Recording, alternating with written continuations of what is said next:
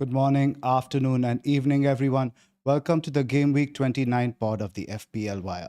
I'm your host, Zoph, and I'm joined by my co host, Pras. 3.5k overall, Pras, absolutely flying. Been good, man. It's been good. What can I say? The jam is continuing. This week I was thinking everyone's team is the same. Everyone should be on gray arrows. And then I go to live FPL and I'm like, okay, so maybe I'm just going against, as usual, Chris Wood and Wissa. And I've got João Pedro and Watkins. So I'll take if they score equal points, I'll take it. And you come out like smelling like roses, where both of them score a goal, get 3 bonus points, and the other guy is blank. So that's where we are. People are unhappy. Late Riser is not here. Where is Late Riser?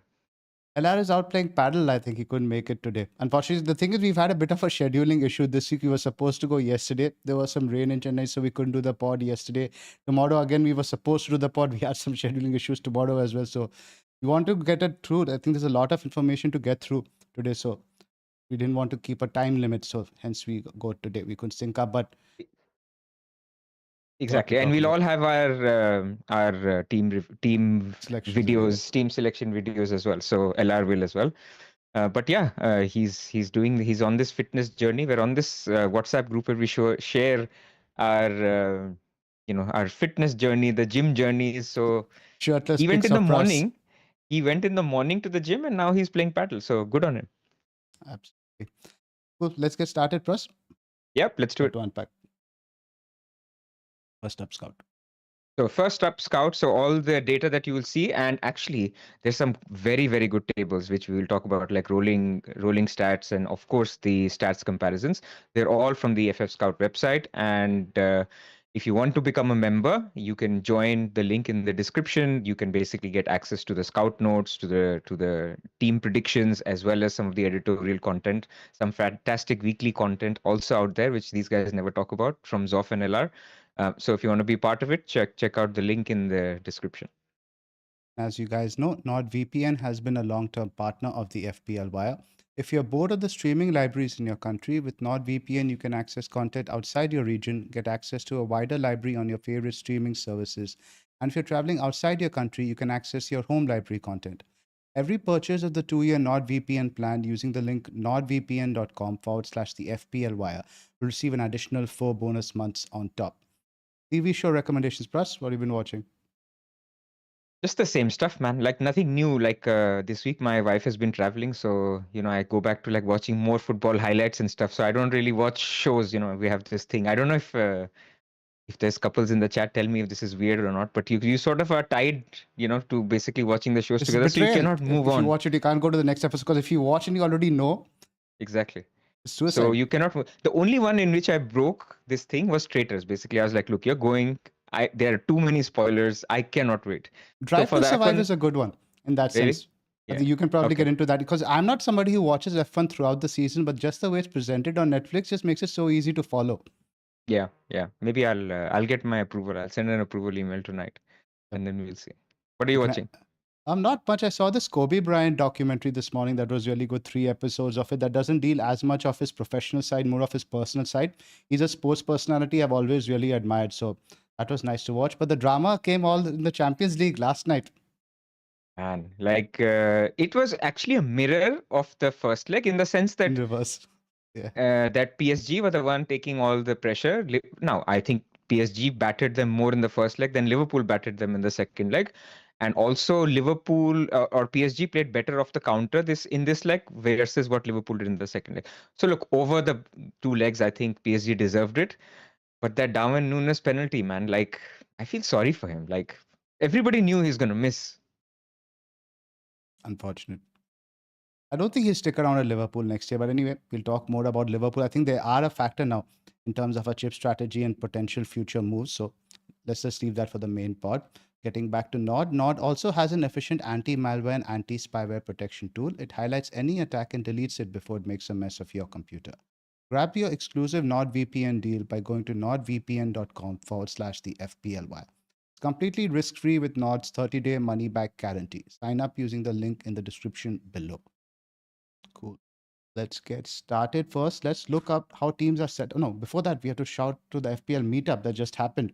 last weekend. So these are some of the boys from our Discord. I'll just make sure I don't miss anyone. That's LR at the bottom, Ganti, Karan, Katapunk, our thumbnail editor who does all our graphics, Bawa, and Danny. Danny's, I think, number one in our Discord league now, Pras. He is, I saw. He's no, I have not actually made number one, but I've been around the top five. But yeah, Danny's been doing really well. Lovely to see this.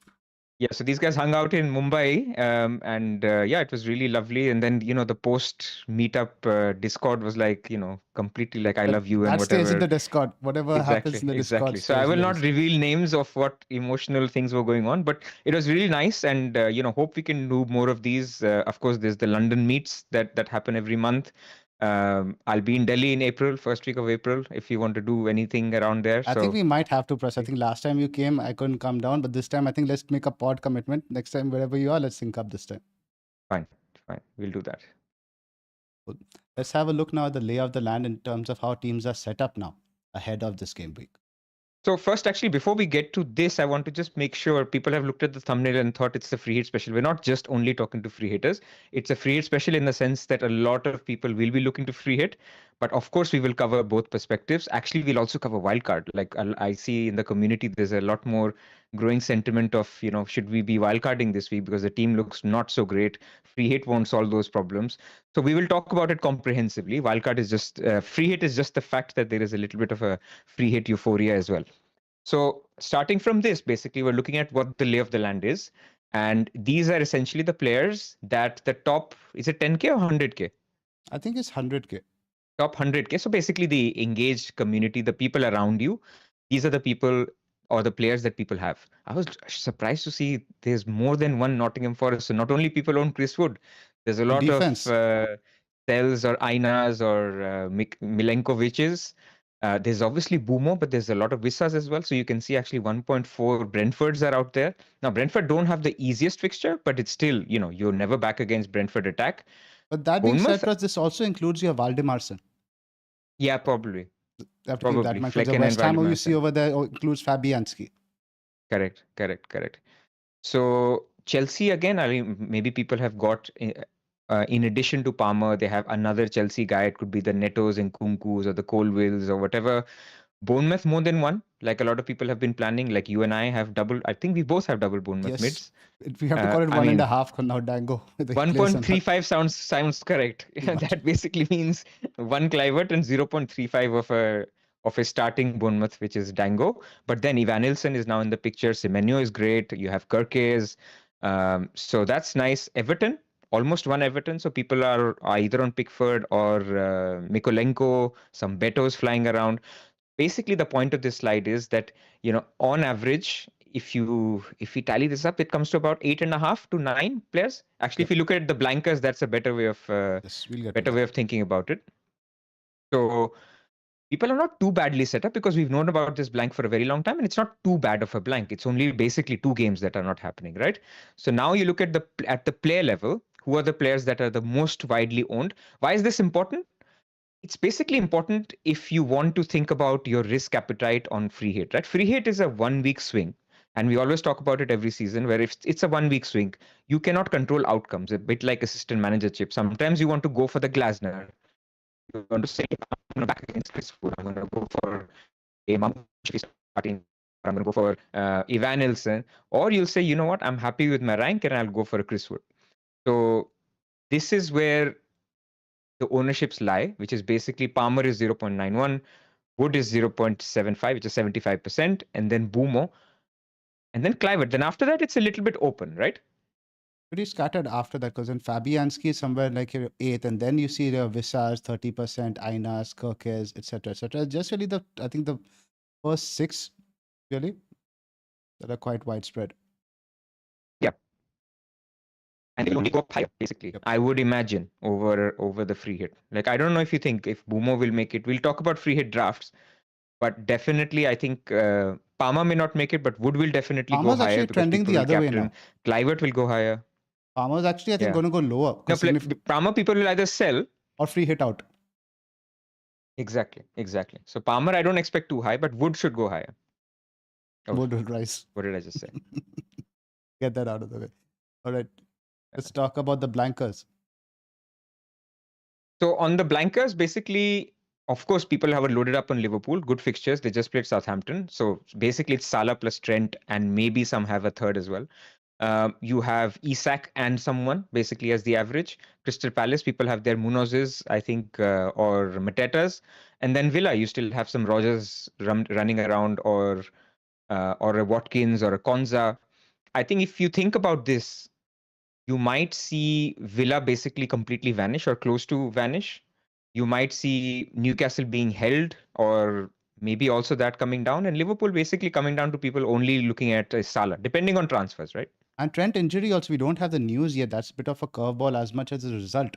Yesterday, a lot of people are looking to hold Trent for the fixtures after, but now the thing is now we don't know the extent of his injury. We might get an update by Friday, but it's probably going to be something like he's not available for this weekend. Yeah. Nothing like definitive in terms of timeline. Correct, and you will have to take that call now, even though his next game is 3 weeks away. If you want to fund, a Norwegian guy who we will talk about, then somebody needs to go. It will have to be either be Trent or Salah or Isak, or actually maybe even two of them. Yep. So looking at this now, it says top 100K manager has 4.868 players with zero fixtures. You toss in your odd goalkeeper, etc. I think it's close to like maybe 5 for most teams. So I think one or Yeah. two blankers, that's it, is what people are looking at largely. Correct. We are not in the territory that people are saying, you know what, put out 8 players and you should be fine. I think competition will have 11 players. Maybe that 11th player is not the best, but it should be like people should be well set reasonably. Also, chat, we're having some issues with the audio press. Your Zoom keeps dropping in and out. Your video is fine. I guess we just have to persevere. Hopefully it gets better. Any settings on your end you can change? Let me see. Let's switch the camera. No, I don't think the camera is the issue. The audio just randomly keeps garbling. That's probably just an issue with Zoom. But let's see how it goes. Nothing really we can control. But let's just answer the first question, Prasan. I think it's the one that's the most common during these weeks. We get how many hits is it okay to take before consider using the free hit? I mean, this is always a popular question during blank game week. And it's not the way to look at it, right? The way to look at it is essentially to say, if you look at the best 10 players that you would have on a free hit, or you would even say are acceptable or good players for the week, how short are you of that? How short of those players are you? If your team is like, you could have 10 players, but they're absolutely useless, right? I mean, you could have basically a triple Chelsea playing away to Arsenal. You could have some Ipswich players. So essentially, or, let me also throw in Man United there. Let's say you have a Man United defender. Like those guys are players, but it doesn't help you solve your mathematical equation. Oh, I have 9, so I need to take a hit. On the other side, if you have Chris Wood, if you have basically a Nottingham Forest, another Nottingham Forest defender, you can get to, you have Mbumo, you have a Bournemouth mid, then you're already saying that I can cover the 80-20 rule, where I can cover 80% of, most free hit teams, or what a good team looks like. Then avoid hits, right? It's okay to put out a suboptimal 11th player, could be Greaves, could be Dango. So that's where it would be. I mean, it's a little bit of a get out answer, but what do you think? I think primarily focus on your attack, because as you've seen, defense is rarely bringing points in terms of clean sheets. You'll have a look at some of the matchups. There probably just one or two you'd call that are clean sheet bankers as such. Get the right guys that people are looking to captain. And we'll talk about certain players as we go through the course of the pod who we think are quote unquote essentials or must haves. Get those guys in place. But as we discuss in earlier pods, look to save the free hit as much as you can. You need to take a -4, that's fine. But like, let's say buying a goalkeeper when you're wildcard horizon, and that's another thing we have to throw in, that the wildcard most likely for us now is going to be 31 or 32. Most likely 31 if you're looking to like do other things in 32, etc. So in which case, yeah, man, I think if you can get 7 decent attackers, maybe a couple of defenders, even 9 or 10 is fine. I wouldn't be taking hit for a goalkeeper, for example, a hit for a Forest defender, stuff like that. I've tried to shift my settings a little bit, but I don't know. Sound better.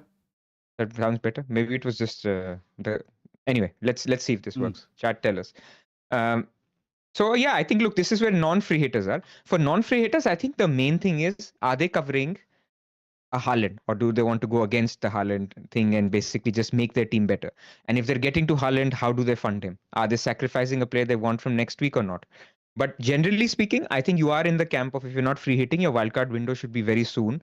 because you don't want a lot of these players forever, right? These Everton guys, like if we go back to the list of players people own, like you don't want to long term have, especially if you take it into account the fact that, Newcastle and Crystal Palace double very, very soon. Not a lot of EO in those players. So I think if you're basically going against a free hit in Game Week 29, in very, very small instances, maybe it doesn't apply to, but for most instances, you should be thinking about a wildcard 30-31. Agree. Now let's talk about some of the players that people should look to keep or sell, your Isaks, Trent, Salas, etc. Now I have the ticker up in terms of which premiums to sell. Now obviously Palmer this week has probably one of the worst fixtures in terms of Arsenal.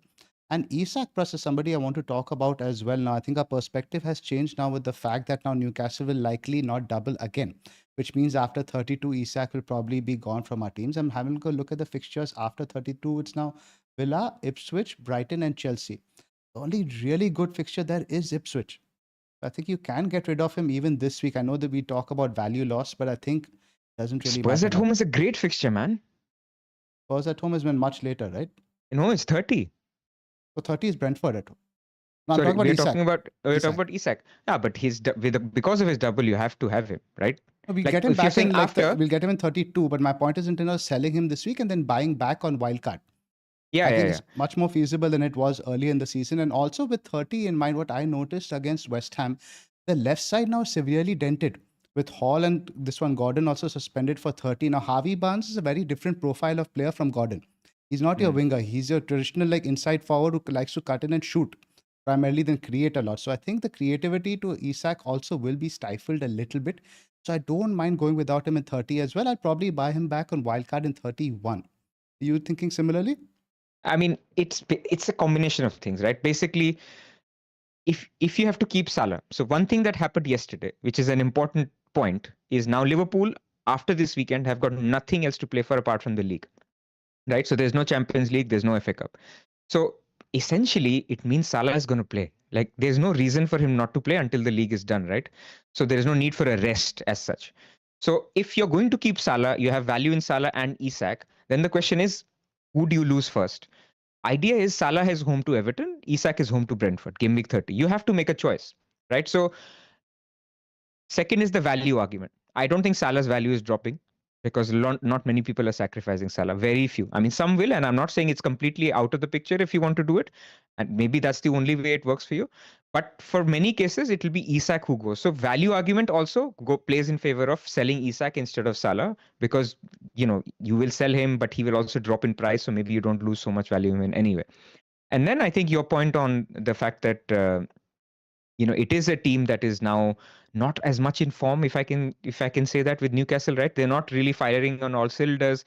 Obviously, they were prioritizing this Carabao Cup final, but even despite that, Gordon won't be available for 30. He'll be back for 31, so they should be better set up, and they will still go gung ho for this fifth spot, right? I mean, I think the Champions League places are up until the fifth spot, so I think it's an easy triple up. But I would rather lose Isak versus Salah. And that's basically the argument. Or you can say, I'll keep them both and I'll play four at the back and I don't care about Haaland. That's also viable. And we'll talk about Haaland later. Yep. Where are you on Palmer? Let's talk about the whole Palmer Salah captaincy this week. We have to. Yeah, I mean, LR is not here, so we can still sympathize. Like that was like two penalties. Salah was rubbish as well, man. Like there was one chance that he had, which was basically that volley, which he got. Apart from that, he got nothing. So he ends up with a 15-pointer, as Salah does, with two penalties. Well taken penalties. Of course, people say people have to score penalties, right? I mean, that's part of the game. But look, penalty is still ultimately it's a 70% event, which most times works and sometimes doesn't work. Palmer ends up missing the first ever penalty for Chelsea, if I'm Yes, not his mistaken. first missed penalty he's missed in his professional career. And In we now professional know career. that he was sick for the games prior. That information we didn't have. Most people would have been swayed away from the captaincy if we had that information. So it's a very bad Exactly. and unlucky roll of the dice. Exactly. And for some reason, Salah ends up playing 95 minutes because they were, Because they scored. Yeah, because Southampton scored and there was also a sixth concoction substitute which allowed Slot to make two halftime subs as well. So you see, basically the picture was changing in the attack anyway. So Salah was the one constant that remained. I mean, maybe it's just pure luck or that was the plan. But yeah, I mean, the way Salah won this outcome with 14 points, it was like, it's not cool, right? I mean, Salah captainers, I felt very sorry Yeah. for. I mean, I just want to have a general moan about the season in general, and it's not a way undermining your rank. I know my rank is not great, but I've not had fun this season, man. I mean, there's one decent player in the entire league. The bottom three teams have been absolutely rubbish. Not even like, we never see any sort of resurgence or any sort of revival. Back in the day, you see Sunderland's, your Wiggins show some sort of semblance of a fight, right? This year, the bottom three is just so clearly worse than the rest. And look at the score lines. Are you familiar with Mark Lawrenson? No. So he's a guy, he's a former Liverpool player. He used to do these score predictions every week for the Right. Oh BBC, yeah, where he yeah. On predicted BBC, against yeah. against a celebrity They guest. called him Loro, so I never actually heard his full name. Yeah. Yeah, it's a lot of, yeah. So Yeah. it would be 30 points for a correct score and 10 points for a correct result. So what Lotto quickly worked out is that the most likely results every week are either 1-0, 1-1, or 2-1 to the either side. He would never deviate from any of these predictions. You look at the score lines. How many of these results this weekend are Lotto results? Yeah. So many 1-1, so many 1-0. So I don't know what it is in general. I feel the quality of football this season has been lower. And I'm not even harking back to like your Wenger, Ferguson days. I'm talking about even like few years ago, the Guardiola Klopp days. You could see the standard was so high. This week you watched Arsenal, who was supposed to be the second best team in the country. Granted, they have all these injuries, but it just doesn't feel like peak football, which we've had the last few years. I see what you're saying, but I'll counter that by saying look at the league from position 4 to 12. That's where it's They are, congested, right?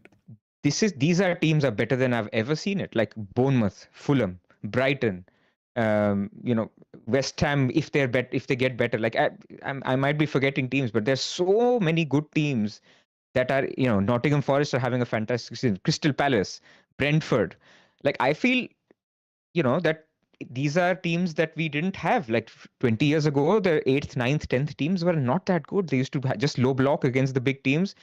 This year, like we're all saying, Bournemouth can beat Man City in the FA Cup quarterfinal. So there is a little bit of counter to that, but I do agree at the very, very elite level.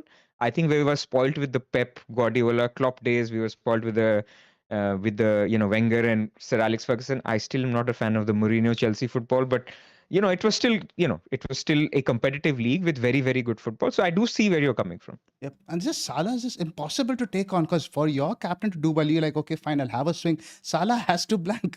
Now Yeah. you see Salah on the other side of this international break is going to be 90 minutes every week. And after Liverpool 90 clinch, which we think will likely be maybe even as soon as 32 or 33, what are they going to be playing for Salah's records? Yeah, for Salah's records. And on the flip side, Arsenal are still in the Champions League. They will probably prioritize, because if the league is gone, prioritize the Champions League. If they continue, of course, they are very, they're well ahead against 7-1 PSV. or something like 7-1. So they will progress and we'll see how they continue. But there is a chance that basically the rest of the teams or the big hitters that we want, they have not much to play for. You could say the same of Man City. Like if Man City are settled, if 5 places are confirmed in the Champions League and they look okay, then they might prioritize a little bit on the FA Cup semi-final, on the FA Cup, because that's what they have to play for. So Liverpool, yeah, I mean, it does feel a little bit weird, the end of season. Absolutely. Anyway, rant over. Let's talk about now some of Palmer's. You wanted to talk about Palmer, right? Yes, talk about some of his numbers now. For the last, I just introduced some of these before we have a discussion. Now, this data is from Scout. This is over the last 6 matches now.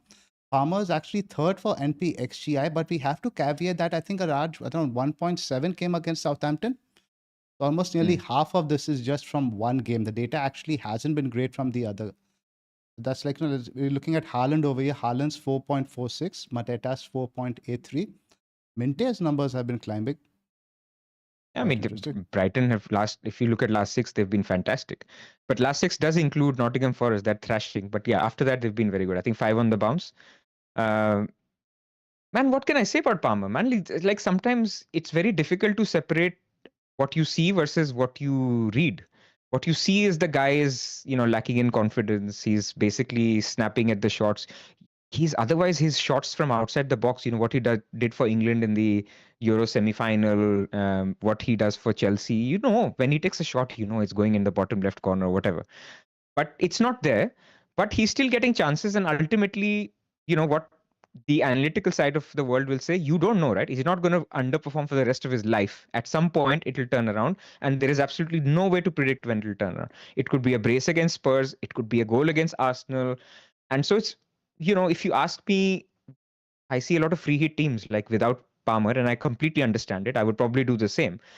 But then I see teams with Ilanga with money in the bank for Palmer. And I'm like, dude, like, don't disrespect Cole Palmer. Like, even against Arsenal, he's a better pick than Ilanga. So this is where I'm a little bit conflicted to give advice on him. Like, people are thinking about selling him to fund Haaland. I can't stop them. But then I'm also telling them that, next week's at home to Spurs, that's a money game. That's a really, really good game. So I don't know. I think, like you mentioned, if you is to fund Haaland, and I think if you're going to sell Palmer, you can actually get a more of a playable mid. Then let's say going something like a 1 year, right? You can ideally, let's say maybe you're getting somebody like a Semenyo, or maybe for people who don't own Clivert. Now, if you look at Clivert with Brentford and Ipswich, that's potential to match Palmer over the next 2 weeks. So I understand that completely. And I think the only player I would sell him for is Haaland. And if you're going that route, I wouldn't put you off. Because even against Tottenham, and we are just not playing well. The only thing I have to hope is the return of Jackson, Madueke, etc. That's going to improve Chelsea on the other side.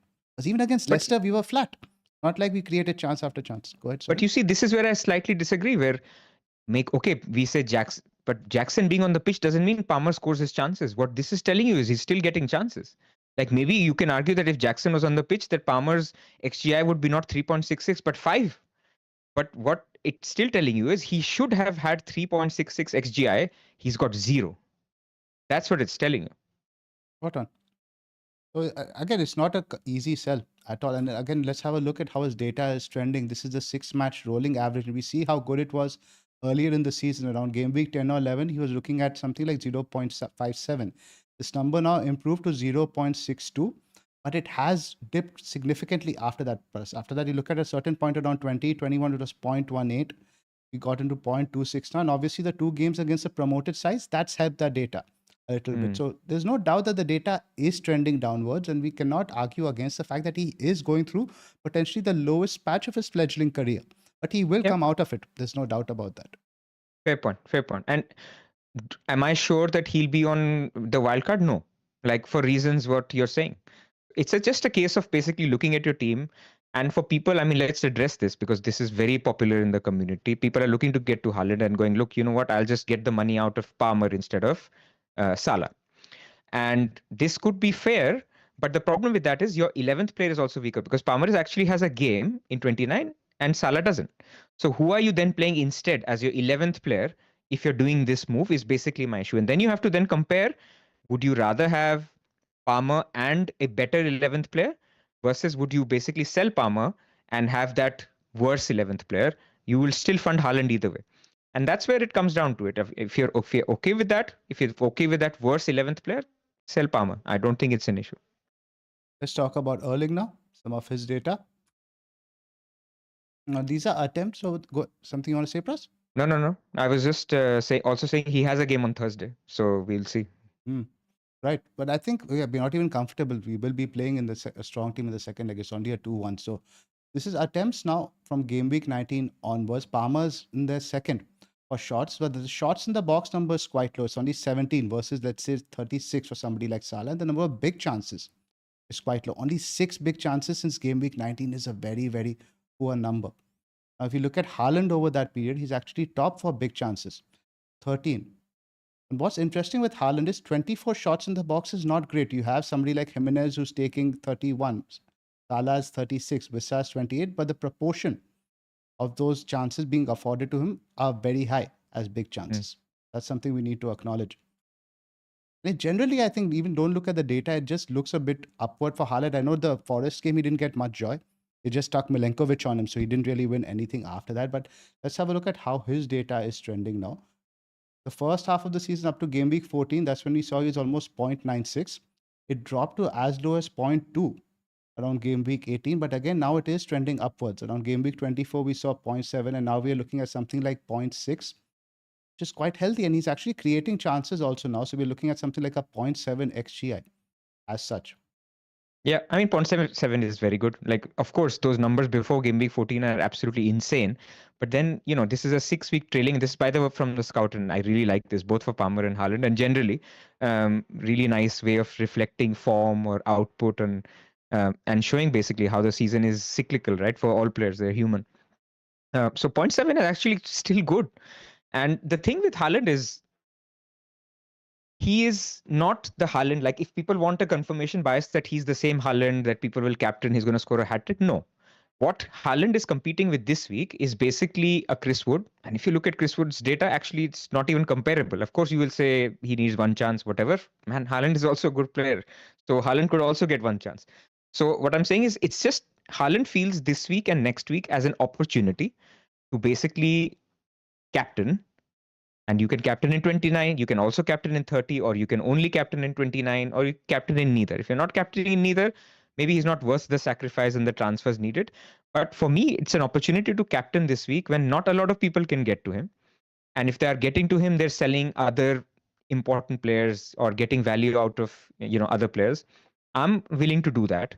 And if people are not, I see it as an opportunity. I see it as an opportunity to take on a Bruno or a Chris Wood or a Clivert in captaincy, because that's the competition here. At 0.7 XGI, that is enough to take on that competition. He's not taking on Salah this week. He's not taking on even Palmer, whose numbers would be equal if not slightly better than this.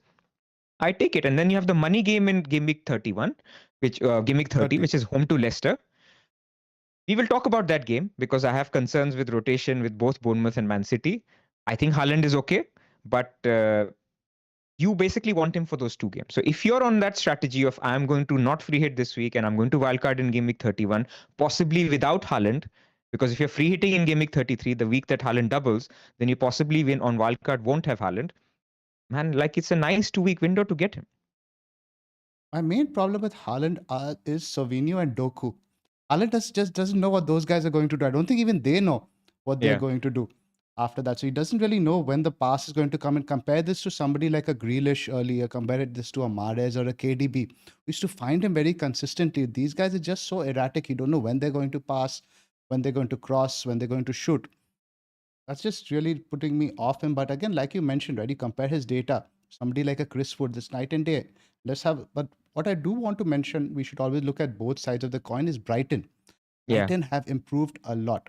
Now, this is Brighton's data from the first half of the season. There's a lot of data on here, but I want you guys to pay attention to the minutes per XGC. It's around 68.8 over here. Quite poor. Now, look at the second half of the season. The data has improved to as well good as 88.8. Significant improvement. And there were some quotes from Hurstler recently stating that now he's had to adjust the way his team play. That there's no point wanting to play a certain way that I don't have the players for it. And I found this very refreshing, right? Other times we've seen the managers in the Premier League, they're like, this is my philosophy. The players have to adapt. I go back to a line that Conte said, a coach's job is to find the right suit for the player he has. So basically cut your coat according to your cloth. And that's what Hurstler has done. He's adjusted very well in the data now. In terms of overall over the last 6 weeks, and this is another lovely chart from Scout. This calendar year, fewest counter-attacking shots conceded. Brighton are right at the bottom over there. So the data is indeed very good. This is XG non-penalty. No, this is the back. This is XGC. They're fourth. After the thrashing to Forest, they've tightened up and improved significantly. I don't think as easy a fixture. Now you look at... No, it's not easy. It's not easy. But I think it's all relative, right? I mean, okay, for Man City, Brighton is not as easy. But then for Man United, Leicester, I mean, sorry, I even have to say this, but, if you go to the XG, this is the XG scoring data. The XG, not the XGC, but the XG data. You want to go to the scoring data, right? This is the scoring data. The team data, yeah. So look where Man United is. So basically what I'm saying is there's two sides to every captaincy choice this week. So people are captaining Bruno. It's the third bottom team, basically behind West Ham and Ipswich. Is basically fine. Bruno has a lot of route to points. I love him. Like, I'm not criticizing him. But there are cons for every pick. If you look at Nottingham Forest, 6th from bottom. They've created 7 XG, basically, in that whole period. This is what, 6 games? 6 game weeks, yes. So just over 1 XG a game. So all I'm saying is, yes, Haaland may not have the best fixture this week. Next week's fixture is actually fantastic, by the way. It's the bottom team here, which you can see. Not only on XG, but also on XG conceded. I think they'll be close. Yeah, bottom 6. Bottom 6. So my point is, it's an opportunity, man. Like this week, that's where I am. I don't blame anyone for captaining Chris Wood. Let's have a look at the Robty numbers. What the Robty numbers are saying in terms of goal projections over here. City are projected to score 2.2 goals. Forest so it's not like a 3.5 game, right? No. We're now used to seeing Liverpool against Southampton 3.3. It's not that game. So I think your numbers reflect that and the market data reflects that. Right. In terms of your Clivert, my problem is Bournemouth spread the goals around so much. You see 2.15. It could be an assist for everyone, one return, etc. So I don't really like that Bournemouth mid over there. I think for most of us, it's either Chris Wood or Haaland, and now Forest are about 1.65. But I think that's doing a bit of a disservice, Pras, to Forest. I think they're good for more than that. And the thing is now with Ipswich, you remember right in preseason, we discussed how last year they were usually more open on home turf than away. Mm-hmm. I think they can't afford to set up in a deep block in any way in this game. Now they have to get 3 points. A draw won't be good. I think this could be a high scoring one. It feels like a 3-1, 4-2, that sort of game to me than the usual Forest 1-0. Yeah, but I don't think, like, let's say they score two. Nuno's approach is not like, okay, you could get counter-attacking goals later. And again, this flip side to that is Ipswich have been actually fairly decent. Like, if they were they hadn't conceded even last week until the 75th or 80th minute. So they have been okay. We are talking pros and cons here. There's no right or wrong answer. And I think the summary of what you are trying to say is you don't have to break your team to get Haaland if you can't get to him. And I would agree with that. This is not a fixture. If the Leicester fixture was this week, then basically we would all be saying, look, And then Man you have City, Salah 3 that goals. week, who's Everton. So Correct. you can have perfectly good, and Salah will be rested. He doesn't play in the FA Cup. Haaland will actually Correct. have likely played 90 minutes against Bournemouth. Salah will be fully fresh, etc. Yeah, I'm not 100% that I'll captain Haaland next week. So this is basically a week where you could make some marginal gains on Chris Wood if you wanted to. Next week, you have the option to captain Haaland above Salah if you wanted to. And that's really it. So if you are not of that mind, if your team has other priorities and you can't get to Haaland, you don't want to get to Haaland, I think it's fine. I think it's not the end of the world.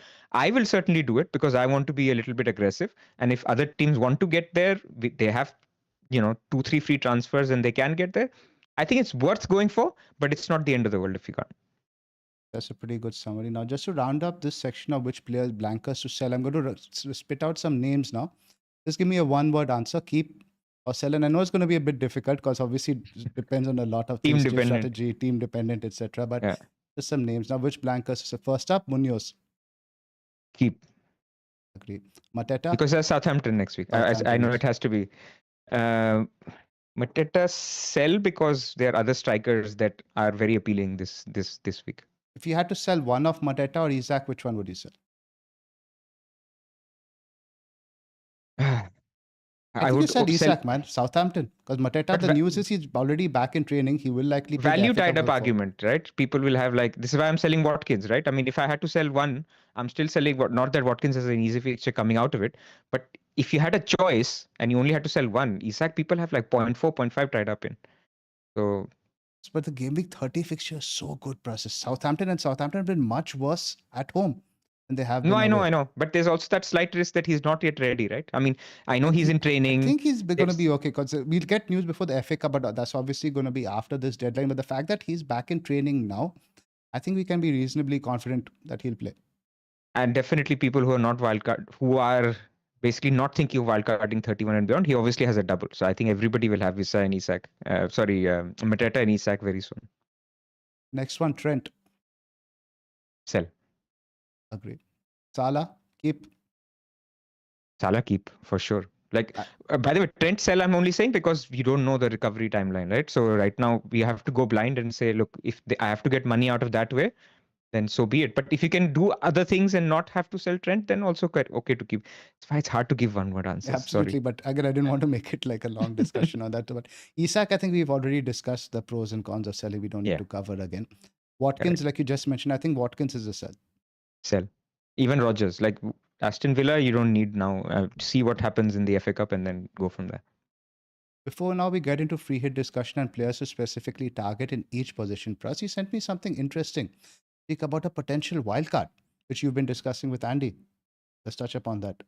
I mean, last week we told everybody that, guys, don't think about wildcard. FA Cup is coming. You guys, think about other, wait for another week if you can. And then basically, I'm sure Andy won't mind me sharing this. Basically, Andy's team is not looking that great for 29, right? So he's been doing a lot of thinking on, is a potential wildcard option. And so then I'm coming round to the idea. And I'm coming round to it because first let me read out the draft. And this Andy has shared on his Twitter feed, so it is public. So we're not taking any proprietary data. Um, sorry. No problem. So it's Henderson and is that Sa in goal? Gabriel. You have double Newcastle defense. You have Mikolenko, Milenkovic. You have triple Bournemouth attack. You have Trossard, Palmer, Salah, Beto, and Haaland. So what this is trying to do is basically, firstly, the only week that you know is a double is game week 32. So it basically anchors to bench boost game week 32. And what it then does is the free hit will depend on the cup results. So what you're doing is wildcard and bench boost is fixed. Wildcard now, bench boost 32. The free hit will depend on whether it's game week 33. If it will be game week 33, if basically the cup results happen in a way in which Bournemouth are out, so you won't need your triple Bournemouth because they don't double. You won't need your Newcastle. So free hit 33 is an option. But if certain events happen, if Bournemouth win and they get a double, then you basically free hit in 34 instead. So similarly, if you think about Palace, if you're loading up on Palace and Palace end up winning against Fulham, then they have a double in 32 and 33. So then free hit in 34 happens. So the thinking evolves from this, that you're basically wielding your free hit later to anchor your week. So that's why it's not loaded up on Palace right now. As it's only got Henderson. Depending on how the results go, you'll decide whether how many Mateta, Munoz, etc. or to buy. And Isak would be the obvious buy, I guess, for Haaland. That's the placeholder over there. Correct. So basically the idea would be Haaland and Beto would become Isak and Mateta later down the line. So you're not basically, obviously, you're loading up on the team because you also want a good team in 29, right? So this is what it's trying to achieve. It's got your double Arsenal because Arsenal will likely have good fixtures. It's got Palmer. Palmer stays, Salah stays. And the reason for that is Chelsea and Liverpool have a game every week now. So no matter when you free hit, it's basically giving you good flexibility. And it's got triple Bournemouth attack, which is basically good. And like I said, the defense is also not too bad. You've got Nottingham Forest, you've got a Crystal Palace a goalkeeper. Actually, Henderson and Sa rotate really well because Sa is playing Southampton this week when Henderson blanks. When Henderson could again blank in 34, Sa has a good fixture against Southampton? Or is it game week 34? Wolves have a very nice fixture again. Sa just plays Southampton now, so you can't play that again, right? So anyway, it's Leicester at home or Ipswich at home, something like that. So idea is that that's a nice rotation. This is what it is. It's not like cracking something that is nobody thought of. It's basically an idea where if your team is looking really bad this week, and if you free hit it this week, your team will look really bad in game week 30 as well. So where do you go? Either you take a massive hit or you think about a wildcard. So what do you think? I don't know. It just seems a bit of a hit into the unknown. I can't look at any situation where I would really advocate it. Tony in the Discord mentioned that cartel leader was actually advocating it. I was quite surprised with that. For certain teams. Yes. And this is the idea but you see the problem with using review and other tools for projecting out teams in a wildcard is because review has no clue, right? I mean, what happens in the FA Cup? Review is working on a probability, which is basically what happens if Fulham beats Palace or what happens if Palace beats Fulham. You have to do like 20 iterations of it. If people are willing to do that, cool. But it's very difficult to project when you have the unknown. Nobody knows the unknown. And that's the FA Cup. So that's the biggest issue with this, that things happen where the FA Cup results happen in a way which were not predicted, or worse, that the games are not put in the places where we thought they would be put. Right now, the assumption is what we talked about in the previous pod. A lot of 34 goes into 33, or some 34 games stay in 34. They may go in 35. And then you're like, okay, what do I do now?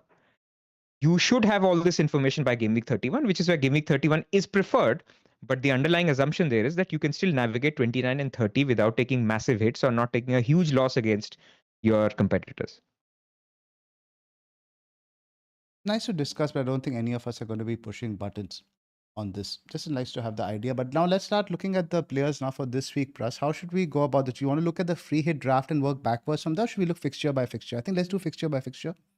Sure. You're not in any rush, right? We have some time today.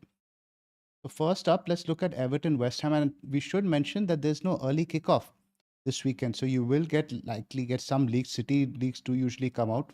That's a big one you need to watch out for. Not so much the other teams. You're not really looking for Everton, Southampton, Wolves, etc. So let's look at Everton West Ham first. I think you don't buy anybody from this. The guys you have, you hold your Pickfords, Betos, Mikalenkos, etc. And even Jared Bowen, I think I would have gone a bit cold on him now. Can't really recommend going out and buying him. The data is not that strong. Everton's defensive data is still quite decent. Beto's just missing big chance after big chance now. Quite amusing to see. Anything from this fixture you like to identify? They were pretty decent against Newcastle. Now, I don't know if that was Newcastle being bad or I'm talking about West Ham. Hmm. They were quite decent. And so I'm actually surprised looking at market odds that Everton have the highest clean sheet odds of the week. I mean, sort of tells you what kind of week this is going to be. Like, there's not many defenders to pick from. So, yeah, I mean, I think free hitters may want to think about an Everton defender.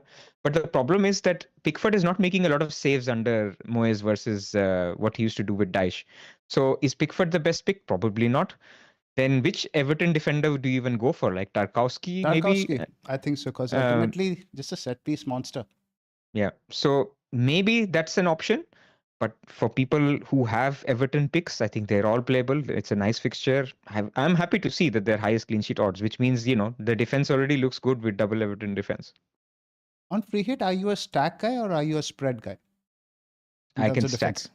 Stack is fine. Like I go with odds. Like points are points, right? I mean, I think one thing also to say on free hit is a bit like the assistant manager chip where you have to decide what is your objective of the free hit.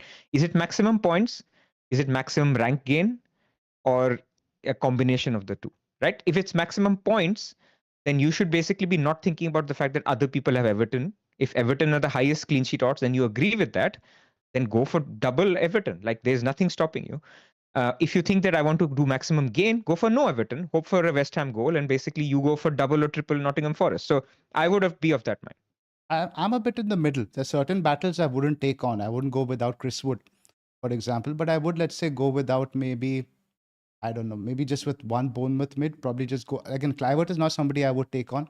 I would potentially look to take on maybe the Arsenal defense, maybe just one Arsenal, maybe even zero, because we saw, I think, against you guys, Arsenal were pretty ropey by the end of it. Manchester United deserved to win that game. Chelsea could score. But yeah, I mean, it's now a case of you are saying Chelsea are already without Jackson and they were looking a little bit not great. Palmer is not in form. I just feel uncomfortable taking on Gabriel. But I know, a bullet header can come in any game, but it doesn't come in every game. So yeah, if you want to take him on, take him on. But if I was free hitting, I would definitely have Gabriel. No doubt. Like the second highest clean sheet odds, attacking defender. A Forest defense is something I think you can take on. Could do. Could do. Ipswich decent at home. But before last week, you were saying their numbers are coming down. Then they put in this massive performance against Man City, and everyone's like, "Whoa! I think we need Nottingham Forest But it'll be a defense." very different game, no? Yeah, I agree. I agree. But I see this game as more like Forest will again sit back. They'll be like, "Okay, you're at home. Come at us, and then we'll counter you." That's And then Nuno ball. Elanga go run. So it will suit them. They have the Which lowest means possession in the entire league, Forest, around 33% on an average. So you're exactly. right. So they'll give them the ball, but will they concede or not from that? Really depends. Like if you go to Ropties, where are they in clean sheet odds? Have a look. Forest are They're fourth 31%. highest. They're fourth. They're But fourth highest. nobody I is above think 50 plus. Everton are 36, Arsenal 36, Manchester United 33, 31, and then it's 29 and all that stuff. Below 30 is not great. Even yeah, Guardiola, people are looking to buy. 28% is poor. it's poor. It's not great. I mean, you would expect that with all the things we talked about with Brighton. Brighton should score, man. Like now, Guardiola is good in his own right, and again, you have to look at Gameweek 30 as well. Leicester at home, where he'll be clearly the best defender to own that week if you can get to him. So there are other implications of going Guardiola, but yeah, I think it's a difficult week to call defenders. And if you want to go for a Forest defender, fine. If you want to take them on, I also think it's okay. I think that's a point I wanted to make. There's nobody that's stackable. If I would saw a team that's 50, 55, I'd say, okay, fine, triple up on these Yeah, guys. I agree with that. You want to spread your risk a little bit, which I can understand. Get your attacking guys. So let's leave the Everton West Ham fixture. Let's look at Ipswich Forest. I don't think we look at anyone from the Tractor Boys, but in terms of Forest, lot of options. I think in goal, I like Sells. He's getting the bonus points. He's getting saves. Probably my keeper pick of choice. Yeah, I agree with that. I think he's getting good saves and clean sheet potential. Otherwise, you go for your Milenkovic, or I think Milenkovic is the pick. Otherwise, Aina as well. Enna is good. I might have to go for Neko Williams, but with Forest, the interesting dynamic now is when they come back after the international break, they have the FA Cup game against Brighton. Then they have midweek against Manchester United. I don't know who they played in 32, but basically they have 3 games in 7 days. Now, what he's been doing in the FA Cup, he's been playing the likes of your Morenos, etc., largely your Taivos, largely second choice. But now we're getting to the business end of it, and it's Yeah. at Brighton, and it's coming after an international break, etc. It's very rare you come after an IB, then you don't play your first choice 11. Ideally, you want to get them in rhythm. I'm a bit worried that Neco Williams, might not just start 1 game out of those 3, maybe 2 games out of those 3, play the FA Cup, sit out the easy fixture. Can you not even get to Murillo? Because Murillo obviously is not as threatening as Milenkovic, but he's a centre back. My He'll budget is start. 4.5, and so it's going to come down between Neco Williams and Semedo. Okay. Or I can even go somebody like an Agbadu and save 0.5 for a potential Robinson. We'll get to my team. We'll discuss that. But I think it's a dilemma for a lot of people to consider. I don't like the Neco Williams pick as much. Then we'll do some research with Forest fans. We've got. Yep. But again, it's we've got a few. unpredictable, man. I don't think even they know. It's just such unknown territory now. And what with Forest now, what's interesting is for the next 10 matches, they only play 2 teams from the top 8. So the fixtures are very good now for the end of the season if you're looking for long-term buy. But yeah, I think Chris Wood, absolute must-have if you don't have Haaland standout captaincy pick. But take him on, man. Like if you're chasing, why not? Take who on? Chris Wood. On a free hit, I don't know, man. I mean, even if to buy on a transfer, I think he would be right up there for me. Like, okay. And now this involves a lot of luck, right? So I'm not saying it as, look what I did and whatever. Since the time Chris Wood scored the hat-trick, so I'm including the hat-trick, him and João Pedro have scored like 3 points difference. So including that hat-trick, they've, it's not been that bad. Yeah, but João so I just feel so jammy with the I know, but I'm just saying, but as has Chris Wood, like why are we saying Chris Wood is some so what I'm saying is that why I'm saying is there's some striker alternatives, right? And let me say who they are. There's Evan Nelson, there's Haaland, and there's Mamouche. And people will say, oh, Mamouche doesn't start and whatever. But you guys on free hit, you will have, it's the early kickoff. And you will, last week we got it. So I don't know what is the guarantee of getting it. But if you get it, if you know Mamouche is starting home to Brighton, if you know Haaland is starting home to Brighton, and you have Evan Nelson, I think those are 3 perfectly good alternatives. A good shout. I think, the early kickoff makes a big difference because Mamouche is the perfect player for your 1 week. I wouldn't want to carry him forward to the other side when they have 3 games in a 1 week period. So, like, there's Raul Jimenez if you wanted to. I know that he's not as good as Chris Wood and his numbers, but he's playing Spurs. Spurs are after playing Europe, they'll be there. Who else can I suggest as a striker? I think that's about it. That's I wouldn't touch Delap or Beto. Cunha would have been one. Obviously, Cunha is dead to us now. Cunha definitely would have been one. Like he would have been the one. Like. Beto is another one, but again, I would hesitate to take on Haaland with or Chris Wood with Beto. I think there's enough. So again, it comes down to risk appetite. What is your objective? If your objective is rank gain from the free hit, and you are willing to take on Chris Wood, you can consider it. Of course, he's a great pick. I'm not saying he's not a great pick on free hit. I think to round up that, I think we'd like one of their defenders. The midfielders don't really appeal to me. I think they spread around the points too much. Hudson-Odoi, Elanga, Gibbs-White.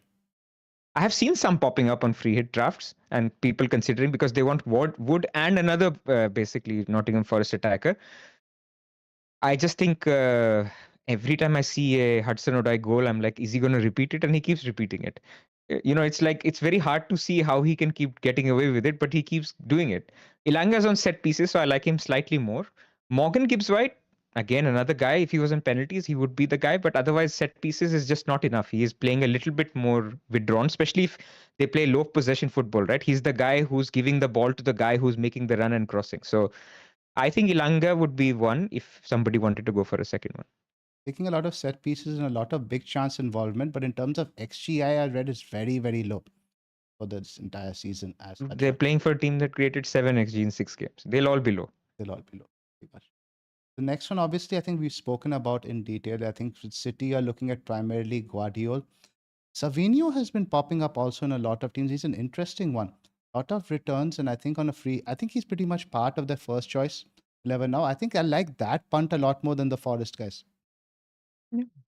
Decent. Especially if you hear he's like, okay, let's say Haaland and Guardiola are the top 2. Like if you wanted to go, look, we looked at clean sheet odds, right? We've determined that there is no banker clean sheet. So go for the most attacking defenders that you have, which you can say Guardiola is one of them, right? There's no denying that. Guardiola and Gabriel for me are the two very, very attacking in different ways. Attacking defenders, you could add Kirkes to that, you Kirkes. could add Eight Nuri to that. So I think Guardiola is a shout, and it's also even bigger shout because not many people can get to him. Spot on. Let's move on to Southampton Wolves. I think in defense is primarily where I've seen the Wolves punts happening. There's some Munetsis thrown around.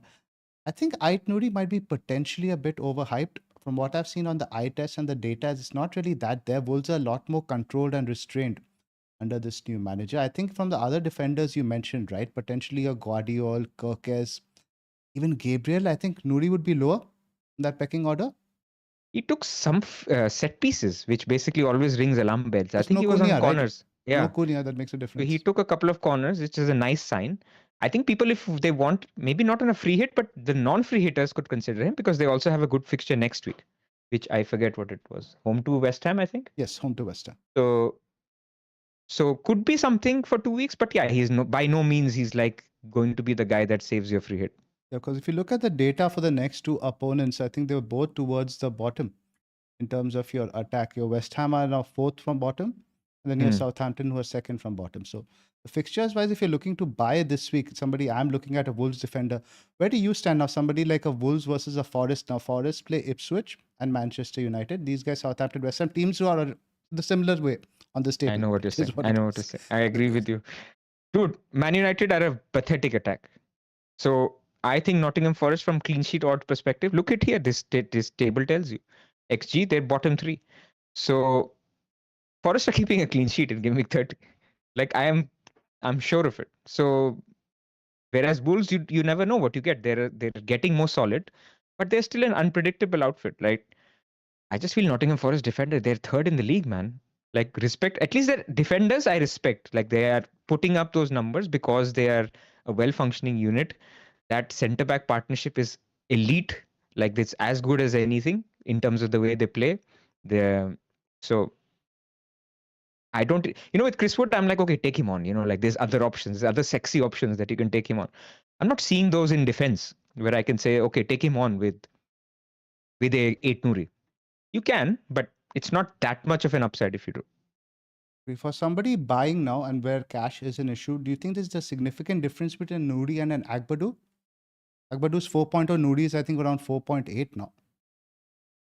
Significant is a very vague word, but there is a difference. Like you'll get what you pay for because you're getting what do you want? You want a clean sheet and one return to get you 12 points. And so the chances of Agbadu getting that 12 pointer is close to zero. Relying on bonus pretty much. With 8 Nuri, there is a chance he gets an assist and they get a clean sheet. Of course, these are low probability events we're discussing. But if you can get there, of course, you get there. I guess Semedo like, somewhere in the middle. Yeah, exactly. Semedo can pop up with an odd assist as well. He does get forward a little bit. Anything else from this fixture? Strand Larsen, some people are looking at. I don't think he's a buy on a free hit, but if people have him, I think he's perfectly playable. Yeah, I think we were talking about certain strikers. I think if you were buying in that price bracket, I think Evanilson would be much better than Larsen, right? If you look at the next couple of weeks. If you were buying, yes. Even Beto, I would say, is better. This week. The Game Week 30 fixture. I think whoever you're buying now, you ideally want to look at them for 2 fixtures. Correct. Rather than Correct. just in one. that case, Strand Larsen is better. But only this week, I think Beto is better. Bournemouth, Brentford. Let's talk first about Dango. Pras. I think there's a lot of interesting dynamics with Dango, and I want to mention now this weekend, I don't think he'll start, but now what's interesting is the schedule after. Now, right when we come back from the international break, Bournemouth play Man City in the FA Cup, where Kirkes is suspended. Now, what I was thinking earlier that there's a chance that Dango sits out that game and plays a midweek game now against Ipswich, but I think now he might be playing left back with Kirkes suspension. There is a kid that I spoke about this to some Bournemouth fans, and they said, no, there's another kid who can play left back who will start the game again in the FA Cup, they think. So, look, I think what you're saying is there's a possibility that because it's a Sunday, Wednesday, Saturday turnaround, which is the worst, that there's a possibility that Dango gets a game in that period. Could it be Wednesday? Let's say he doesn't start Sunday, right? Will you still start him in your 11? You can't, right? You won't know. Like unless there's a niggle for Evanilson or something or whatever, you still will not take that chance Yeah. essentially. But I think what this does for me is basically puts me a little bit off Evanilson for I a don't 2 week punt. I don't think so, Pras. I think the only reason Evan Nelson doesn't start that game in the league after playing in the FA Cup is if they go to 120 minutes. Because what we have seen of Evan Nelson is he's a huge upgrade and very integral to the way the team play. When he was fit, he was starting every game, midweek, etc., etc. Didn't make any difference whatsoever. So I'm quite confident in terms of his minutes. Even now, we saw straight back in to the starting lineup. But and also with Utara, right? I think what you mentioned is fair in the sense that he's now sharing minutes with Evan Nilsson because there's no guarantee. Even if your Tavernier gets benched, it'll be Dango coming in. You could have Brooks, you could have this guy Sinistera. They have Correct. other options as well. Correct. Basically going back to what it was before Evan Nilsson got injured. So long story short, now what do we do with Dango? I think obviously no, don't buy him on a free hit. That goes without saying. But as holders now, is he somebody you should look to bench or transfer out, or just accept the cameo you're going to get? I think team dependent, right? I mean, if you're in a position to sell him using a free transfer, take him out to a Nottingham Forest mate, to Minte, whoever you want, even to Semenyo, like somebody even within Bournemouth. I think there are options, but people are running out of transfers. So the question is, would you do it for a hit? No. Like we've just looked at the data, we've looked at, attacking data. Nobody's over 2 goals, or not many people are over 2 goals. I don't think there's anybody who would be worth a hit to take him out. Why not And Clivert Plus? If you don't own Clivert, I don't mind it for 2 weeks. I think that hit does pay off. Yeah, but I think people are looking at Clivert for someone else, like for a Palmer, but I Palmer. know. But let's Yeah, say if you don't have that issue when you want to move Dango, I think moving Dango to Clivert isn't sideways at all. It's an upgrade.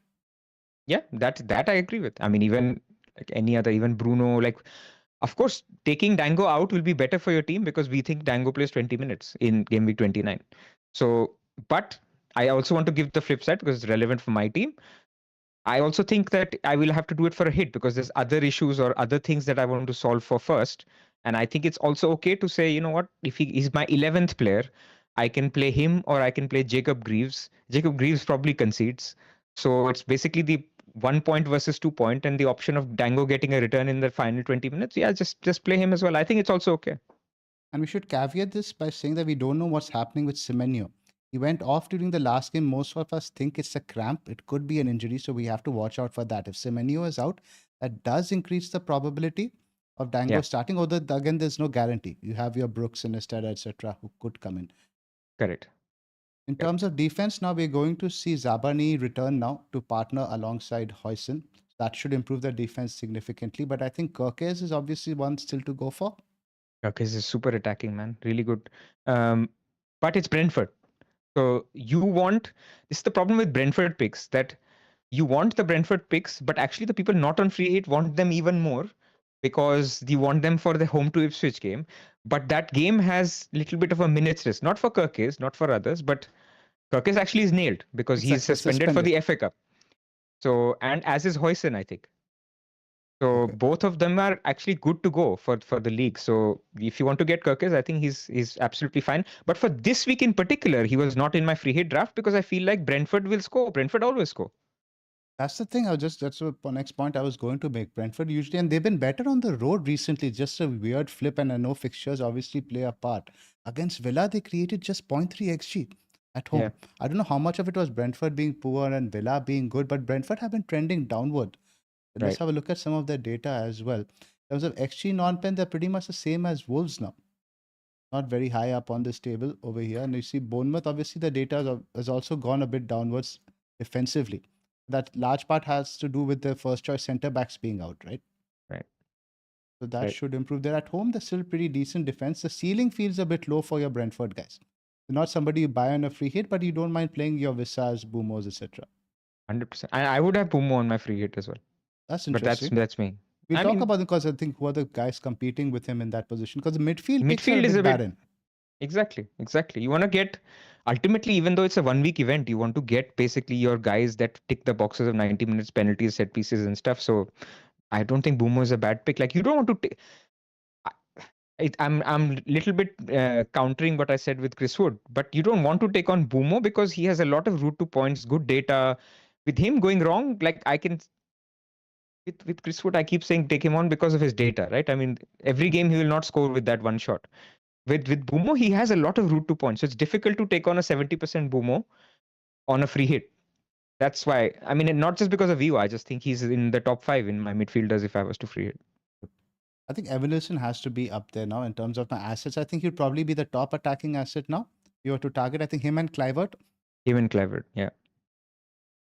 Let's move on to Arsenal, Chelsea. Obviously, I think nobody from the Arsenal attack would really appeal. I think Chelsea, we've spoken about your Palmer. Defense, you mentioned, I think, potentially one. I do not Potentially think one. just no double up there. Yeah, and actually Arsenal will rest a lot of guys today because they're Hmm. because of the healthy lead. So in on the contrary, Chelsea might have to play some players. So I think it's a good game. Like it's not Arsenal have been underwhelming anyway. So attackers, I agree with you. But if somebody had a Trossard in their team, Nwaneri, I think they're all fine. If you have Gabriel, that's great. So I'm okay with the fixture, and I'm okay with Palmer as well. He's on penalties, set pieces. You never know which game Never that know. return comes. Bruno Yeah. scored in the last game, right? So against Arsenal. But Chelsea, you just don't know. You just could turn up on some day. Fulham Spurs is an interesting one. We actually had the same fixture in Gameweek 29 last year where Fulham won 3-0. So I think if you hold the likes of Robinson, etc., they switched to a back three. Last Hmm. game, he was quite attacking. You don't mind playing him. And as we discussed, Spurs are coming at the back of a European game. Jimenez is a very interesting one. Massive shot volume, but again, 70 minutes tops. Yeah, 70 minutes. And Robinson, I think, yeah, good pick, man. Spurs are prioritizing Europe like quite openly. Like they rested Son, they rested no, Kulusevski's out, but they were a few like they were. It was quite clear that against Bournemouth, that was not the priority. It's the Europa League. And as you remember, you guys should be rooting for them to go through. You want the double in 36. Unfortunately. Yeah, not much else in this fixture. Let's talk about the last one. No mention for Jamie Vardy, Pras. The chat was exploding with the Vardy mentions when we were talking earlier. We are rubbish in attack, but not so bad in defense. Like Yeah. it's a little different. So I thought about him, but yeah, Leicester are also rubbish, right? So like this game, I see Nobody's it as serious. yeah, it's a 2-1 game or something. Like nothing more to it. I think Man United win 2-1 or 2-0 or something. So yeah, Bruno's great. If people have Bruno or can get to Bruno, I think free hitters will definitely have Bruno. This was the reason why I got Bruno long time ago, 10 weeks ago, because I wanted him for this fixture. And can I just take a moment and say, have you watched the movie Butterfly Effect? Yes. Okay, so I'm going to give away a spoiler for Butterfly Effect. So if anyone wants to watch it in the future, I'm sorry. So basically he tries various methods on how I can be with this girl. I can do this. I can change this in the past. I can change this. In the end, he basically the thing that works is you decide that you go on your own path, I go on my own path, and we'll both be happy. This is basically me and Bruno. Like whenever I pick him, my team really goes to shit like completely, and Bruno does nothing. When I sell him, he does really well, but I also do really well, and this has happened in the last 3 seasons now. So I am now convinced that I cannot get him, but I'm very happy for him. So people who can get him, please get him. He's a very good pick. Fantastic reference there, Pras. I like it. So I think let's do our top targets now. Let's just do I think let's leave the goalkeeper spots. I think we have done it already, but let's just rehash it again. Top 2 picks in defense this week. Guardiola and Gabriel. I know it's boring, but those are my top two. Let me see. Who else? Who's the one in third? I think potentially. Third one is a bit trickier, right? Did we discuss Kirkes? You can go Kirkes, you can go Etnuri, you can go Milenkovic. Milenkovic, something like that. Pretty much. Yep. And in midfield, top 2 picks. Bruno, I think, has to be up there. Bruno Kluivert. Bruno Kluivert, I think, is pretty fair. Because there's nobody really else I can put my hat on and say, because Arsenal, you don't have any options. Wolves, you don't If have you go any. to my free hit draft, if you wanted to go there, we can just We'll discuss it keep off that of at that. the end. Let's just keep on the Okay. 2 forwards to target. Top 2, I think, Haaland. Haaland definitely, and then risk appetite dependent. But actually, let me be fair. Yeah. Or Chris Wood, man. Like I'm too harsh on Chris Wood. Chris Wood. Right, cool. Let's move to that free hit draft. Let's do a sleeper plug before that, Press, before people switch off. Yes. So before we get to the free hit draft, we basically have the app, and you did an excellent video yesterday, a 60-minute video on what we learned over the week. So if you want to check that out, download the Sleeper app, and you can do so from the QR code here. We're well into our Pick'em League. LR, I can even see his messages. Poor guys like sending out jerseys as we speak on WhatsApp. Yeah. So So we send out basically 4 jerseys a month on people who predict the scores the best. 3 of those go to the people on our Discord who join the Discord version of the Pick'em League, and there is one public league which you can also join. And every single month we give out these 4 jerseys. And at the end of the year, you'll also have competitions, or the top 10 who will win. The top 3 will win a PlayStation, and the rest, or the top 2, I forget now, and the rest will win a Premier League jersey as well. So there's lots basically on offer, and we'll hope to do a lot more content for these guys going forward. So join if you can on the app. Fantastic. Now let's have a look at the free hit draft. I'll just read this out for our audio listeners. It's got Pickford and Sells in goal. I think we would have Sells starting. They're starting probably, yeah. Then Gabriel, Nuri, Mikalenko, Guardiol, Kirkes, from which Gabriel, Guardiol, and Kirkes would be starting. Probably Nuri first sub, Mikalenko second. Probably. Again, risk dependent. But if you wanted to take on Kirkes, and if you wanted to have triple Bournemouth attack also, I can understand. So Kirkes would become someone else, and you get Evanilson instead of Mamouche. So that's also an option. In midfield, we've got Kluivert, Bruno, Bumo, Semenyo, and Elanga with the first 4, I think, being the first choice. Elanga first sub. Probably. I like out of these. What do you think, Semenyo on free hit? Like, is it something you would do? I mean, the guy most in danger is the one facing Semenyo right in front, because every shot he just hit, he thunder bastard.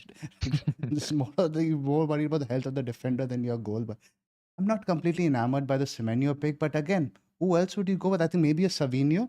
You take that on over there, but then you probably miss out on one of Marmouche or Guardiol. The minutes are just so secure with Semenyo, right? That's what you really like, because even Kluivert is going to play only 70 odd. So you probably stick him, and then his ownership is quite low. Yeah. And we never know. He just has such a high shot volume. Could this be the game he gets the couple of goals? That's the appeal. The ceiling feels there. Exactly. Probably stick Semenyo in there. Up top, you've got Wood, Haaland, and Marmouche. Marmouche obviously would be league dependent, right? League dependent. So basically, in this version, like I mentioned, you could swap Mamouche and Kirkes for Evanilson and basically maybe a Mazraoui or something. I see in the chat a Mazraoui shout. Mazraoui is okay this week. It's Leicester. So, and he's basically, because Dorgu is suspended, he'll play right wing back. So there is some potential there, but like I said, we're rubbish in attack. So I think I would swing it around with maybe Evanilson in that Marmouche position and Savinho instead of the Semenyo positions. He's a bit more secure. Yep. Foden, some shouts for Foden if he's starting. Maybe you could go there. There's like, people have a lot of money, right? So you could go there, but I prefer Mamouche if he's starting, like out of all, as a second attacker. Yeah. Just go back to these odds in terms of the teams we missed out. Yeah, City, Bournemouth, Fulham. We don't have any Jimenez over there. We have now Bruno. We don't have any Arsenal attackers. We've not got Wood is in there, in fact. Don't have any Wolves attackers. We have a Wolves defender. But 1.65 is actually quite bad. Like in another week. For Southampton, right? When you're playing Southampton, 1.65 is actually quite low. Like people are saying Son in the chat. Like, look at Spurs, man. 1.38 expected goals, and the guy may not even start. Very good. Really wouldn't take that on. And he may not start because they're prioritizing Europa League. Like, it's just difficult. In terms of clean sheets, you've got your Arsenal, Forest, etc. Yeah, man. Not a great spread as such. Not really much else to pick for. I think maybe 1 or 2 changes I would make for this, the tweaks we mentioned, but otherwise I don't think you can really go far. Like, this is the menu of available options. You can decide your bench depending on risk appetite or something like that. Let's move on to our drafts. Yep. This is now LR's team. I'll just read it out. He's got Pickford, O'Shea, Gabriel, Mikalenko, Palmer, and Kunku. Currently, Kluivert cap, Salah, Bumo, Marmouche, and Wissa. So currently he's got Salah, Isak, Munoz, and Trent who are missing out. I think he's got 1 transfer or 2. I'm not really sure. I don't think he's going to be selling Salah. I think Salah will obviously go on the bench. I think he'll be looking to sell Trent, and I'm pretty sure he's buying Haaland because that's who he asked for on the team selection thumb. So it'll be Trent, Isak, and someone, maybe Palmer for Haaland. I think so. I don't think that he's really told me his move. So we just wait for his team selection video. Okay. But he's keen on Haaland. That's good to hear. Yep. I think he's on Haaland cap. This is my team. So I'm going to do your team first, Pras, I think, because I've got a bit I want to talk about in mind. Let me bring up yours first. Yeah, this is yours. Okay. So I've got Pickford and Mikolenko as the 2 defenders, which is nice. Gabriel, Greaves is not so nice. Then Bumo, Palmer, Dango, I'm going to start him and pray. and then Clivert. So I think midfield looks okay. Then João Pedro, we'll see what he delivers. And then basically my captain and vice captain who I need to buy. So the idea is I will. Uh, After last night, I've eliminated one of the three options, but I'll tell you all the three options what I was contemplating. So the first option was basically Salah, Dango, and Watkins out for Bruno, Semenyo, or could be any midfielder, right? And Haaland. So that way, I was like, it'll cover everything, and I can, it solves the Dango issue, and I would have just played Greaves, and it would have given me good 11 players. You have 3 transfers, right? Correct. I have 3 free transfers. So I have now removed that option because I see no scenario in which Salah won't be on my wildcard. I mean, not no scenario, but very, very unlikely because now he's in the Premier League and not in the Champions League. So he should play all the minutes. So now the idea is to take Isak out. Isak and Watkins go out to Haaland and Chris Wood. It can also be Evanilson, but I'm preferring Chris Wood right now. Not because of holding rank or whatever. I'm a little bit worried about minutes for Evanilson in the second leg, or not the second leg, the game week 30. So I'm like, man, Chris Wood's gonna start. His goal share odds are similar to Evanilson. He's gonna start even the Man United game. I know he's gonna score against Man United. So I don't need to basically mess around with it. So Haaland and Chris Wood come in for Watkins and Isak. And for Trent, I can basically downgrade him for anyone who is 4.7 or under. So I can't get to 8 Nuri or Milenkovic. I can get to Murillo, or I can get to anybody under that. Semedo. Exactly. So it can be Nico Williams, like you're thinking about, but I would probably prefer the Nottingham Forest guy, Murillo. That's the guy I have my eye on because I also think Nottingham Forest defense is good for the next 2 weeks. So basically, I would see the team as basically having a shield of a Nottingham Forest defender and Chris Wood, and then the attack with Haaland captain this week, and basically the rest of the team not taking a hit. So that would basically be thinking. That's a very good balance, Pras. I like those moves. Yeah. Because you have to play the game strategically now. You can't just say, I have to take Chris Wood now because he has hat-trick potential this game. This is a very good fixture for him. I don't think you take that on. I think you do the moves you just mentioned. Yeah. I mean, the other option is I don't do the Chris Wood and Milenkovic. I do Evanilson and Guardiola. So I have to debate whether That's super aggressive. Evanilson, that is very aggressive, but both are playing each other in the FA Cup. And so both you can argue. Both playing like promoted teams in game week 30. That's it. Those are the upside games, but there is a little bit of minutes risk. I think Guardiola is fine. I think Evanilson is fine. I think it'll be one of those two things. I think you'd see the updates in your team selection video, right? This is my bus team now. I have 2 free transfers, 1.8 in the bank. Pickford, Gabriel, Mikalenko, Robinson, and Greaves in defense. Pumo, Palmer, Clivert, Dango, Cunha, and currently Buscap Wood. I've got Salah, Trent, and Isak on the bench. So a couple of parts here, Pras, I have planned. I'll just share them with you. Now, first up, this is the one with Haaland. This would involve 3 transfers. Trent would be making way for Semedo. Cunha would be making way for Evanilson, and Isak would be making way for Haaland. Now, with this, I would be benching Dango and Greaves. Potentially 2 players I don't think have great points potential. So it's really getting a good choice first 11. And then if you look at it in terms of the free hit team we talked about, this is not too far off that. You'd potentially have the first 3 on your free hit. You'd have Bumo and Clivert on your free hit. You'd have Gabriel, maybe a Wolves defender. Pickford's not a bad play, Robinson, etc. So it's very close in the sense of an ideal team. If I'm going to be taking a hit, I want it to be close to a free hit team, at least in terms of 7 to 8 players. So I think in terms of the hit, I'm not too put off it. I mean, I think it's a good hit. Now, we would not subscribe to a lot of hits, but basically you can't, without taking the hit, you can't get to Haaland, right? And you can't basically solve your other problems. Like if you weren't taking a hit, you'd have to play Dango. I'll talk about my alternate path, but I also now want to look at the team in game week 30, and I urge everyone do this. Look at the team not for just this week. The team in 30 gets a little bit messier in the sense that I still have Robinson lingering around, who's away to Arsenal that week, but then I can afford to bench Dango again, and the team is still pretty set otherwise.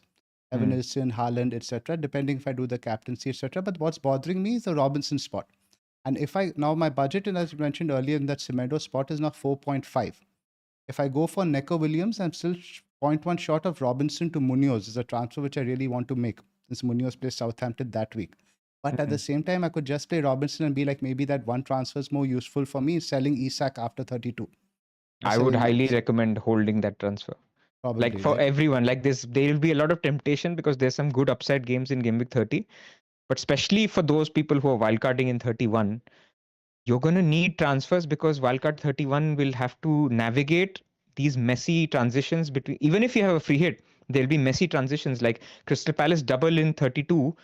But let's say if they don't double in 33, they go and you free hit in 33, you go into triple Crystal Palace away to Arsenal. So it's going to be a little bit messy. Like not Newcastle, they have a double in 32, but they won't have a double in 33 now. So let's say if you're not free to hitting in 33, you won't want too many Newcastle on your double in 33. So that's a little bit of an issue where people, I think those transfers will come in handy. So hold on if you can. So this is the path I'm more keen on. Where are you on Semedo versus Neco Williams? I think Neco Williams, man. Like I think if you can get to him, and if Nottingham Forest fans just give their thumbs up, there is absolutely zero doubt that Nuno prefers or is prioritizing the Premier League over the FA Cup. So if there was one game in which he gives Moreno, now this is me as a non-fan giving an opinion. Of course, you'll do your due diligence, but he started what every game since game week 16. Very large So number. And the game we are talking about in question is Manchester United. It's not, I know they are where they are in the table, but still a big marquee game for them. You'd expect they'll him to want to play a win very that. Yeah. choice, first choice 11. So that's the thing. But with, I think Semedo, there's a bit more attacking threat, but there's not a significant attacking threat there anyway. Yeah, and that is countered by clean sheet potential, right? Like higher clean sheet potential for Nottingham Forest. Just a better team. Just a better team to back. And again, a bit of hedging over there as such. Now, this is the alternate path which involves no hit now. In this now, I would be keeping Trent, Isak, and Salah. I'm a bit less keen on this now after what we heard on Trent yesterday. Greaves would be making way for Guardiola and Cunha would be making way for Evanescence. Hmm. So the rest of the team is quite similar, and this puts me in a sort of a better position in game week 30 because I have Guardiola in place of Robinson in that spot, and I have Isak in place of Haaland, who's not that bad. In this case, I can probably captain Salah. So the difference is just that one defender and a hit. But the upside of Haaland, I think, is a bit higher. I think that's the route I want to go.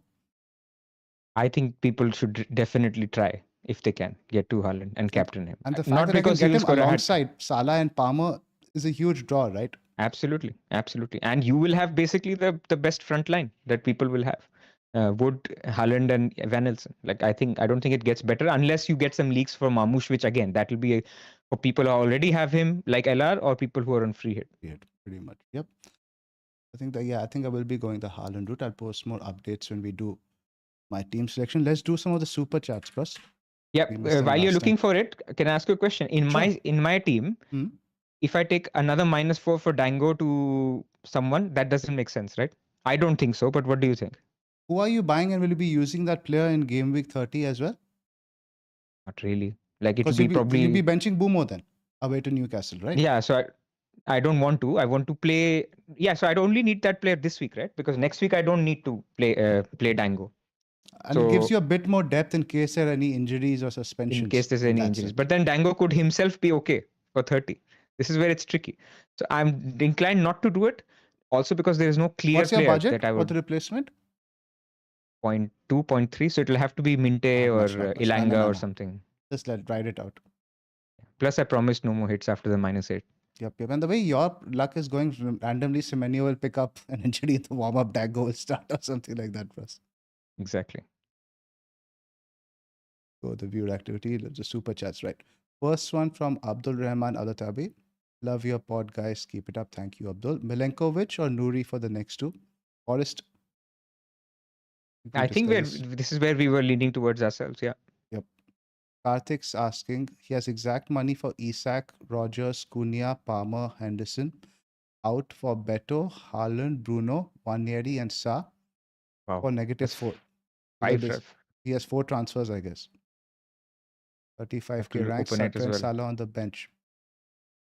I don't like Wanyeri as such because again we've heard that Saka is already thereabouts. If Wanyeri is a buy only for this week, you don't need him in 30. I don't mind that. Even this week, Martinelli is now fit, right? Oh yeah, that's true. Trossard will start. Martinelli will start. It depends on who starts. Who's the third? Is it Moreno or Nwaneri? I think it will be Nwaneri because Moreno was really rubbish. But actually, look, like if Nwaneri is starting tonight, then maybe is a little bit of a risk. Yep. I think besides Wanyeri, I like the other moves. Ronak's asking, he has 8 players available for 29 free transfers. He wants to do Fabianski, Watkins, and Ahmad to Sa, Bruno, and Evanilson. Evanilson is fine. Bruno is fine. Sa seems to be the flavor of the week in terms of goalkeepers. It must be a price thing, I guess. I think he's 4.5-ish. Even less, I think. He's super cheap. Yeah, because he missed a few games, right? Yeah. So yeah, size fine. Like he's also posted his broader team. Watkins, Pedro, Visa, front line is fine. Bumo, Palmer, Ahmad. So Ahmad is going. Yeah, I think he's doing the right moves. Of course, there's no Haaland here. People who are actually so similar to what you shared, if you just do the free transfers for a no Haaland, actually you will cover most bases except Haaland. So I think people should also consider, just like you did, a path where there is no Haaland, and what does the team look and what do the moves look like in that case. Right, you have to read it in a combination of 2 weeks rather than just whenever your wildcard horizon is. Yep. Yogesh is asking top 3 picks in every position. I think we already did that. So we did that. We did that by position. So Yogesh, go back and check out that section. Cool. Nice spot, Pras. Anything else to add before we sign off? No, we will do our team selections. I think tonight is less important, but tomorrow is going to be important for the Europa League games. Will be important for future and stuff. And of course, Man United play. A lot of people are looking at Bruno, so there's still information to come. I am personally not going to make a transfer till Saturday 11 or actually 1:30 p.m., 1:20 p.m. So it's a late kickoff. There might be some team news, and the team news doesn't have to be relevant to you making a transfer. It could be relevant to your player not starting. So just if you can, chill out, man. Like this week, you don't need to be doing anything till Saturday. Fantastic advice, Pras. Great chatting with you once again. You're now aiming for a 3-digit rank, Pras. Hope that comes soon. You know what? I keep telling myself, if I'm going for 3 digits, should I get Chris Wood or Evan Nilsson? I'm overthinking it now. So I should just play with what comes to me, and we'll see where it goes, man. I mean, Evan Nilsson and you have never been seen in the same room yet, so the jury's still out on that. I have to see if I pick myself. Oh, there's one more. Sorry, there's one more super chat by Nate. Hoping Fulham beat Crystal Palace in FA Cup, would rather free hit 32 to get 6 Newcastle players than triple captain Haaland. Okay, this is just a comment. So I would rather Crystal Palace win because I really like bench boost 33. And people who are wildcarding early, they can't plan for bench boost 33. I just like the potential of bench boost 33 could be massive if Crystal Palace double and also Bournemouth win against Man City. That makes sense, but again, you have the thing with getting your bench boost, etc. He's not mentioned that when he's planning to play it. Maybe he's already used it. I do like using the bench boost before you wildcard. Go with a thinner bench, but the bench could be useful in the later weeks because I think with so many teams having little to play for, you never know. Rotation might be a thing. Could be. Cool. Fantastic. Thanks for joining us, guys. We'll have all the team selections now for the remainder of the week. Hold your transfers till Saturday, and we will see you the other side of the international break. Thanks for joining us. Take care, everyone.